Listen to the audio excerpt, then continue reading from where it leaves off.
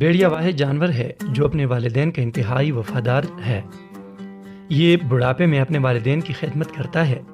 ये एक गैरतमंद जानवर है, इसलिए तुर्क अपनी औलाद को शेर की बजाय भेड़िए से तशबीह देते हैं।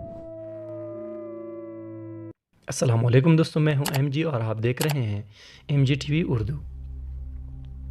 भेड़िया वाहिद ऐसा जानवर है जो अपनी आज़ादी पर कभी भी समझौता नहीं करता और किसी का गुलाम नहीं बनता, जबकि शेर समेत हर जानवर को गुलाम बनाया जा सकता है।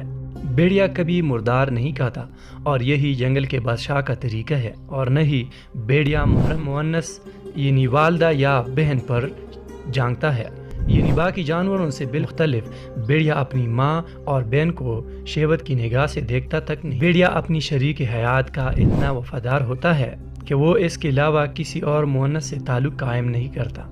इसी तरह मुअन्नस यानी उसकी शरीक हयात भेड़िया के साथ इसी तरह वफादारी निभाती है। भेड़िया अपनी औलाद को पहचानता है क्योंकि उनके माँ व बाप एक ही होते हैं। जोड़े में से अगर कोई एक मर जाए तो दूसरा मरने वाली जगह पर कम से कम 3 माकड़ा बतौरे मातम अफसोस करता है। भेड़िए को अरबी ज़ुबान में इब्नुल बार कहा जाता है, यानी नेक बेटा, क्योंकि जब उसके वालिदैन बूढ़े हो जाते हैं तो ये उनके लिए शिकार करता है और उनका पूरा ख्याल रखता है।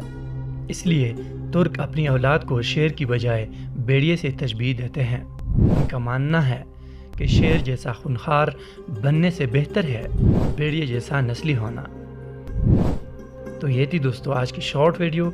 उम्मीद है आपको अच्छी लगी होगी। मिलते हैं नेक्स्ट वीडियो में, तब तक के लिए अल्लाह ने